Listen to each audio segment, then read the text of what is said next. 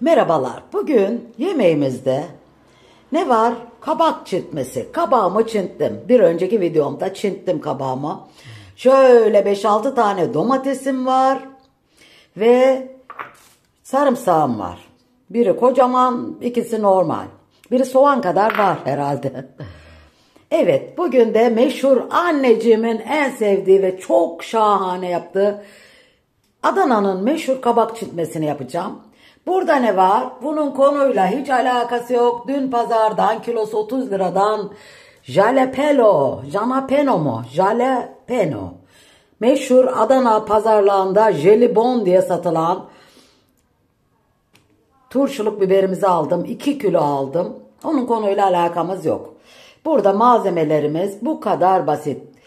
2 kilo kabak 10 liradan aldım. Domatesim var, sarımsağım var. Haydi bakalım neler yapıyoruz. Halis mulis zeytinyağımızdan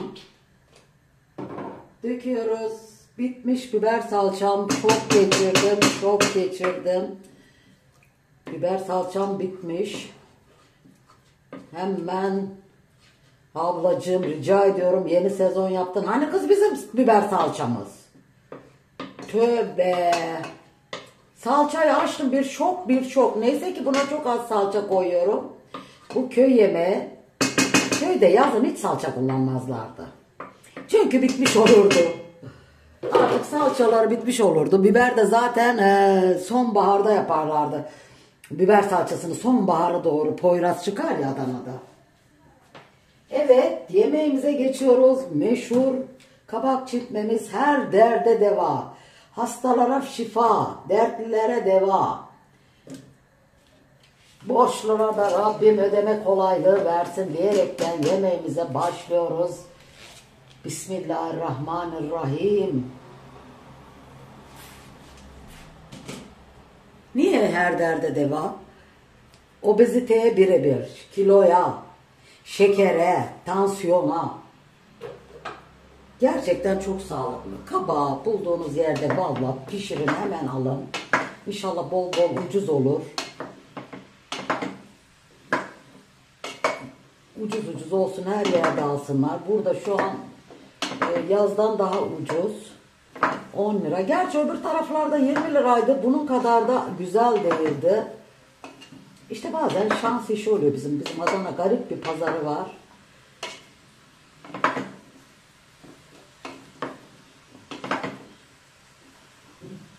Hemencik. Şimdi ne yapıyoruz?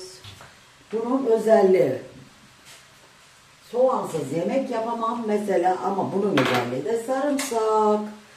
Olmuyor işte, sarımsak bunun özelliği, sarımsak. Her yemeğin kendine has bir tadı, bir koku, bir lezzeti var. Çünkü her yemeğe aynı malzemeyi kullanırsak ne olur? Hepsi aynı tatta olur. Çocukluktan ne gördüysek damağımızda ona alışmış. Değil mi? Mesela ben topalak yaptım. Çoğu kişi dedi ki biz yaparız topalak, tavukla yaparız. Ama soğan kavururuz dediler ya da soğan rendeleriz, her neyse. Biz topalağa illa ki o sarımsak dövülüp ezilecek, biber salçasıyla kavrulacak, üstüne kuru nane atılıp pişecek. Üstüne dökülecek. İşte topalağımızda gözüküyor mu bilmiyorum. Dibinde kaldı. Şimdi eşime çok az bir ısıttım. Dedim sebze yemeğe ayırıp şunun suyunu da ben içeyim artık. Et suyu olarak da. İşte bunu böyle birazcık soteliyoruz. Şöyle birazcık da tuz atayım. Dünyanın en kolay yemeği, sadece doğra koy şuraya. Pişirmesi de 5 dakika, ama bu biber salçamıza şok geçirdim. Aha, ayna gibi bomboş kutu. Ben bunu buraya ıslayayım, ıslamazsak orada biber salçası var zannederiz. Nurhan katmış demek ki en son. Ufak çapta bir şok geçirdim. Ablamdan gelene kadar bekleyemeyeceğiz herhalde. Arkadaşımdan isteyin birazcık. Anam Fadime Hanımcığım, keşke getireydin kız bana azıcık. Fadime Hanımcığım salça uzmanı. Adanalı takipçimiz, can ailemizin üyesi. Ay bilseydim niye ben demedim ya, gelirken birazcık salça getir. Ben salçayı çok kullanan biri değilim. Ne diyordum en son, unuttum o arada, kapıya baktım. Bu arada epeyce bir kavruldu kabağımız. Güzel kavrulması gerekiyor.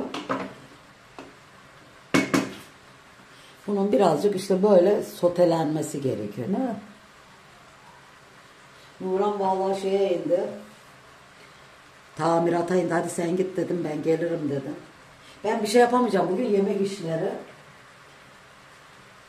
Şimdi şöyle domatesimizi koyuyoruz. Bakın. Ya tamamen sağlık ya. Bak ne dedi pazarcı. Bayanın biri domates alırken ben şimdi hemen seçtim 4 kilo. Kasası böyle yeni seçmiş adam, 30 lira bak satıyor, 10 liraya hep bana ayırır. Başkasına da vermez.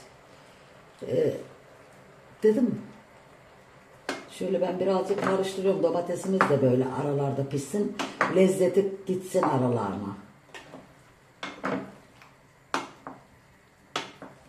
Dedim kaç lira bu, hemen yeni seçiyor kasadan, oraya koyuyor, yeni seçiyor kasadan, 10 lira dedi. Hep de bana der ya, bir gıdım eksik verir, başkasına 15'e verir mesela. Hep ama hiç üzmem. Bir dakikada seçerim 4 kiloyu. Millet yarım kilo seçecek. Yarım saat uğraşıyorlar. Adamları sinir hastası ediyorlar. Şimdi nasıl? Şimdi alta koymamın üstte bak, karıştırmayabilirdim. Daha şık gözükürdü. Daha şık gözükürdü. Ama o domates altta suyunu bırakacak. Daha kolay bırakacak. Bir damla su koymuyoruz. Şöyle yapıyoruz. Şimdi bunun işte önemli. Bu bizim için önemli. Bunlar püf noktalarıysa yaparım. Şimdi yağına hafiften bir zeytinyağı koyacağım böyle. Çünkü dibine çok az koydum. Şöyle bakın bakın. Lezzeti bu patlatacak. Tuz attım mıydık dostlar? Şimdi ben unuttum. Tuz attım mı? Ama attım gibi hissediyorum. Konuşmaktan tabii ki unuttum. Geliyorum. Geliyorum. Beni bekleyin. Hiçbir yere ayrılmayın. Şu tenceremiz güzel gözükmese kaldırabilirim. Topalağın suyu için. Sarmanın suyu için çakıttan dönme diye bir deyim vardır. Biz de öyle olduk. Topalağın suyu. Çünkü et suyu. O benim için çok önemli. Bekleyin beni. Geliyorum.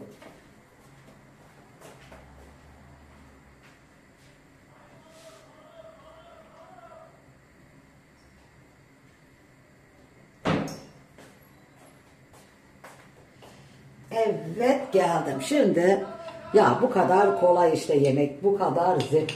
Ama bu arada döktüm ha. Nurhan daha yeni. Bakın. Kuru nane bakın. İşte.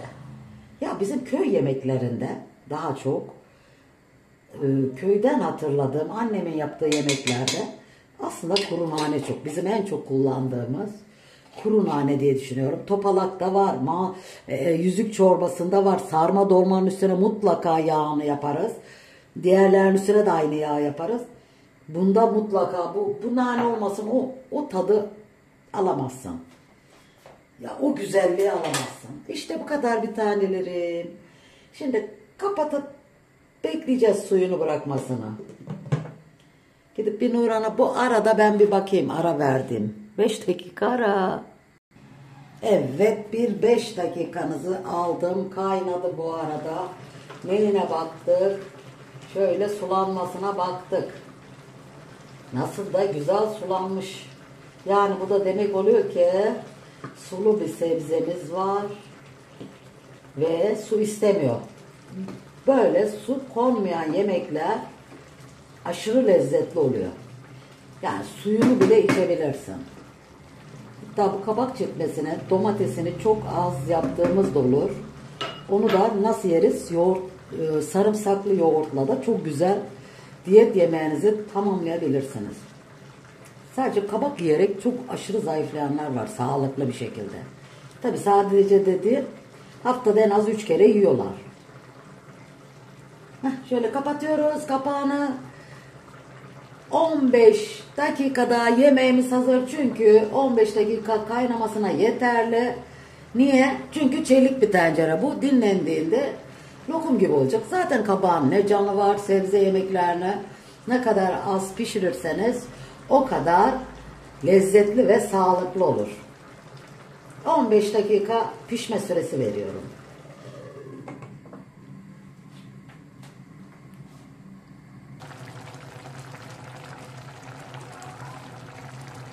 Lezzetin sesi.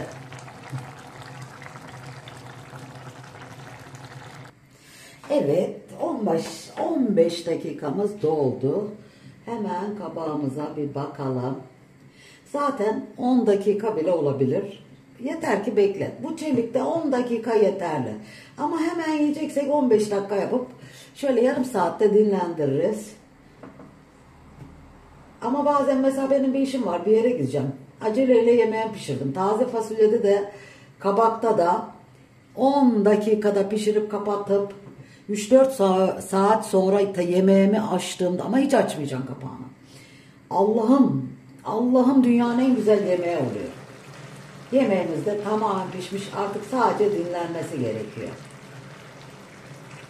Evet, bitti, bu kadar.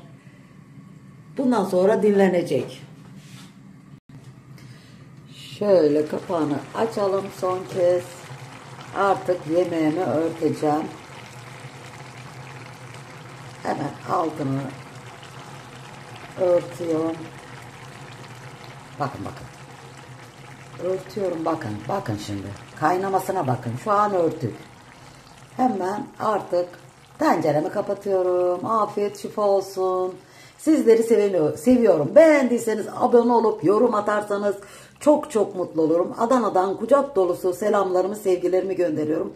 Tabağa almıyorum. Şu an dinlenmeye bırakıyorum. Hemen sıcaklığı kaybolmadan. Nurhan'a bir bakayım. Bak, bu demirlerimizin de boyanma. Anam, ne iş var. Ne yaptın canım? Uğraşıyorum canım. Geleceğim şimdi, birazdan bakacağım. Bak, Video bitsin, yemek pişti. koydum şuraya bak.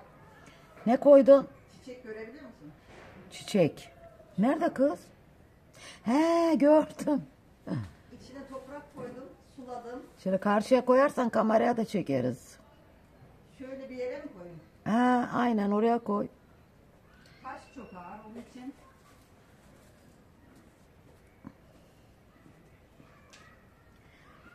Taş mı? Altında taş var ya, yüksek bir yere koydum. He, tamam güzel. Haydi görüşürüz. Adana'dan kucak dolusu selamlar, sevgilerimi gönderiyorum. Şöyle bu portakallar o kadar güzel oluyordu ki şu an ceviz gibi, biliyor musunuz? Orada büyük gözükebilir ama yağmursuzluktan bu sene ceviz gibi oldu. Bu portakala ne yediler ne yedirdiler, hepsi döküldü geçen sene. Buradan da yetişemiyoruz ki. Bakayım, anneciğim bir tane alırdı bazen. Bunun hepsi dökülerek yerde heder oldu, biliyor musunuz? Hoşça kalın. Hoşça kalın. Haydi, bize iş vakti.